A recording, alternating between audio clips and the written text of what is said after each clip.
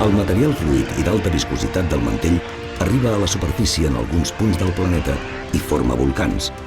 Aquest material, anomenat magma, dona lloc també a la formació de nova escorça terrestre. Bàsicament hi ha dos tipus. Un és els volcans centrals, que són els volcans grans, tipus el Teide o tipus el Vesuvi. Són volcans que són actius per molts milers d'anys i per milions d'anys inclús a vegades. I després hi ha altres volcans o zones volcàniques que fan moltes erupcions, però cada erupció és un petit volcà i, per tant, diguéssim, mai més tornarà a fer erupció. Que són el que anomenem volcans monogenètics i, per tant, tenen, o sigui, el que és la zona volcànica ha tingut activitat pels últims 12 milions d'anys, per tant, és molt temps, però cada volcanet és una sola erupció.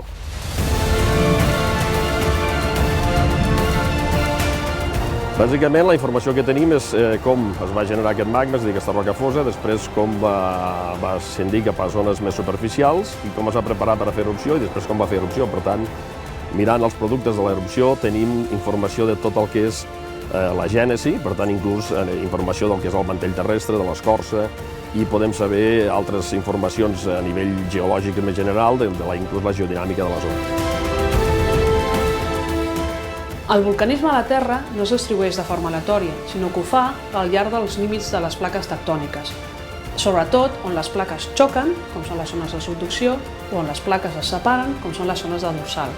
Per això sabem que hi ha zones del planeta amb una elevada activitat volcànica, com pot ser Japó o al llarg dels Andes. A les zones de subducció, la pèrdua d'aigua de la placa que s'enfonsa afavoreix la fusió parcial de la roca i genera magma de baixa densitat que s'eleva per flotabilitat a través de la litosfera fins a la superfície. Quan hi ha canvis de pressió, temperatura o composició en el mantell terrestre, pot generar que el magma comenci a pujar des de les parts més internes cap a la superfície en forma de diapirs. Aquests diapirs són similars a aquestes bombolles que estem veient aquí, que pujarien per les capes de la Terra fins a quedar-se a nivells superiors on podrien evolucionar fins al vulcanisme. A la península Ibèrica, concretament a la província de Girona, tenim uns bons exemples de vulcanisme. Aquesta zona de la Garrotxa ha tingut activitat durant els últims 12 milions d'anys, vull dir, no només la Garrotxa, sinó tota la zona aquesta al nord-est aquí de Catalunya. I l'última erupció és de fa uns pocs milers d'anys. Per tant, de fet, no es pot dir que sigui una zona extingida, sinó que és possible que hi hagi més activitat en el futur. Si comparem amb Canàries, Canàries és una zona molt més recent i, per tant, té activitat ara. De fet, hi ha hagut una erupció fa 4 anys a l'illa del Hierro i, per tant, en principi, en aquest sentit, són zones que són diferents, però perquè la gènesi és diferent.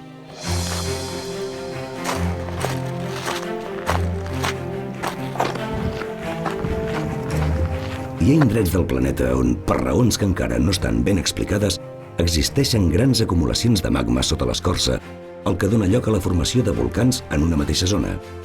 Aquests indrets reben el nom de punts calents i són responsables de l'existència de moltes illes, com per exemple la Reunió a l'Oceà Índic, Hawaii i les Galápagos al Pacífic, o les Illes Canàries a l'Atlàntic.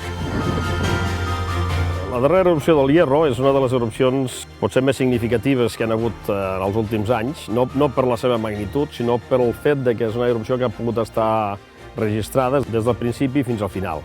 És a dir, nosaltres tenim registres des que es va començar a preparar l'erupció fins que va acabar de fer-la i, per tant, és una erupció en la qual tenim tota una sèrie de dades que són molt importants per a comprendre com funciona una erupció volcànica, però també com es prepara, quins són els productes que al final acaba fent i quins són, diguéssim, la relació entre el que anomenem els precursors volcànics, és a dir, aquests senyals que ens diuen que una erupció està propera, i la realitat de l'erupció.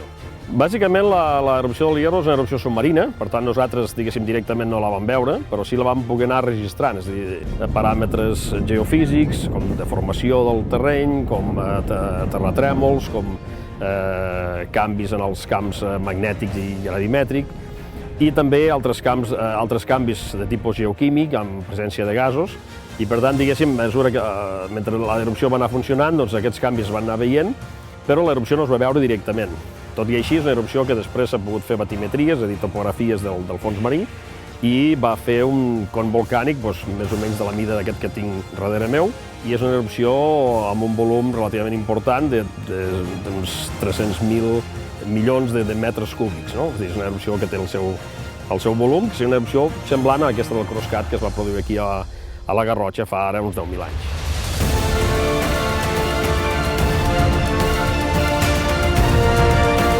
El vulcanisme és una de les manifestacions més visibles del dinamisme de la Terra i abraça tots els nivells, des de les parts més profundes del mantell, travessant tota l'escorça i fins a la superfície, on acaba per crear nous relleus, paisatges i muntanyes.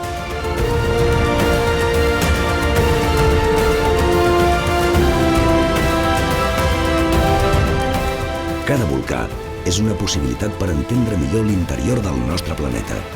En les zones profundes de la Terra, on no podem accedir mitjançant prospeccions, l'ascens del magma a la superfície ens dona noves pistes, nova informació que ens enriqueix de coneixements.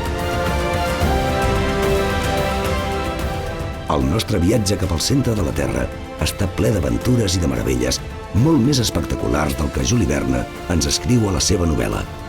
Un immens paradís situat sota els nostres peus que tot just hem començat a descobrir.